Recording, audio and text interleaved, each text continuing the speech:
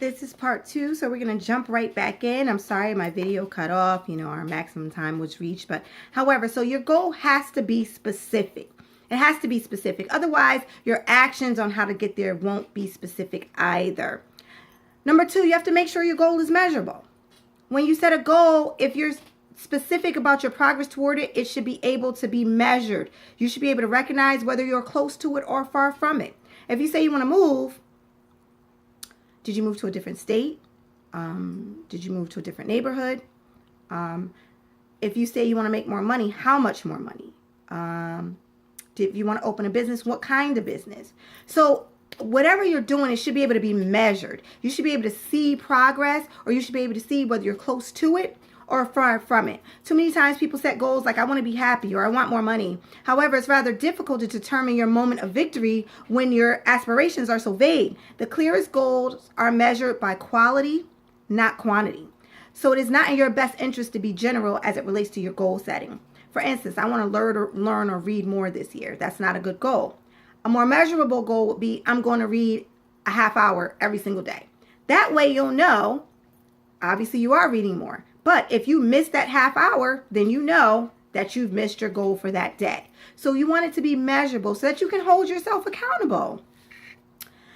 The third is your goal is challenging yet achievable. The goals that you set are to be demanding yet achievable. They're going to be demanding because they're going to call for action on your part, and you may also fail before you succeed. But I urge you to keep at it. You don't want to have a goal that's so simple that's like you can reach it in your sleep. You want to have something that's almost a little difficult to attain so that it causes you to press forward and press toward your mark. Failures are life's best teachers, and to an achieving person, failure is viewed as a vital element in success. If you haven't failed, you haven't even started. So don't be worried if something doesn't work out the first time or it doesn't go exactly the right way. That's okay. Every failure is a learning experience for you to move forward, press forward, learn the lesson, and apply the lesson to your next situation. Do not set a self-defeating goal either. A self-defeating goal are goals that are difficult to attain in your present state. You end up falling short, and this starts a whole new cycle of self-defeat and possible depression. So you don't want to set a goal that says, oh, I want to move to LA next year, but you don't have a job right now. You don't even have a way to set a goal to get the job first to move to LA. And not saying that a miracle cannot happen, it can, but just set goals that are achievable and not self-defeating. Number 4, make sure it is your goal and not someone else's. And that is very, very, very, very, very important. A lot of people get caught up in doing things that other people want them to do. Things that your mom says that you should do, your grandmother says you should do, your father thinks that you should do. The goal has to be yours. Otherwise, it's going to be very, very, very difficult. And it's almost going to be loathing and self-defeating to try to attain it. Make sure that your objectives are self-produced and not produced by someone else.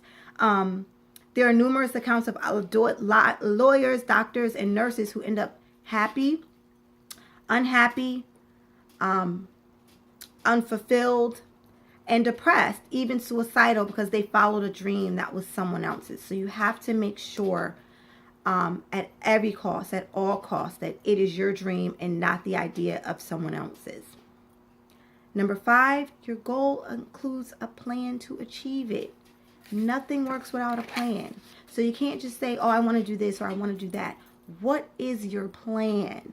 Come up with a plan. Come up with a formula. Come up with steps. Break it down from big steps to little steps. Okay, we have our big goal, but in order to reach the big goal, it has to be broken down into bite-sized pieces in order for me to get there. So have a plan, and that's what a plan does. That way, if something happens when you're on your way towards your goal, you may hit a detour, but it doesn't stop you if you know exactly where you're headed. On the other hand, if a detour comes up and you have no plan, you may be swayed to and fro and you may actually lose your way. So a plan keeps things solidified for you. And then I'm going to offer you another point. Your goal or your destination may seldom change, but your plan should always be flexible. How you get there, how you attain it may change. If plan A does not work, don't panic. You have discovered critical information. You have learned something. So now it's time to just implement another plan. And make sure strategy includes a time frame for action. You want to say, okay, I want to have a goal and this is the date I'm going to do it by. You have to have a time frame for action. Otherwise, you're going to keep saying, I want to do, or I'm going to do, or I'm thinking about doing, instead of just doing. So you have to have a goal and a time frame to put that plan into action. Number 6, write down your goal. Write down your goal. The Bible says to write your vision and make it plain. A goal is not a true goal unless it is written down. Write your vision. Make it very easy for you to look at, decipher, understand. And the moment you see mentally, spiritually, what it is you are seeking, then your dreams and your desires can become tangible to you. They can become something that is seen in the flesh. Seeing your goal prompts you to take action. If you look at your goal every day, you're going to want to take an action to get you to reach that goal, to get you to get on the steps to make it to that goal, to reach that goal. These 6 targets for goal setting are meaningless unless you put them into action.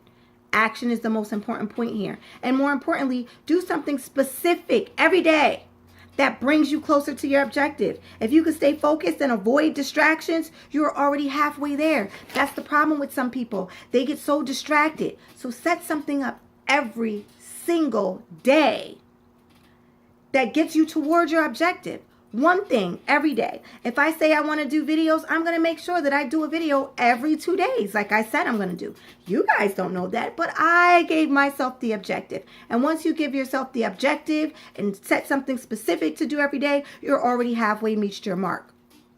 So in this 24-hour turnaround, in this 24-hour day, you have 86,400 seconds at your disposal. How are you going to use them? Will the seconds be squandered away by complaining, idleness, and indecision?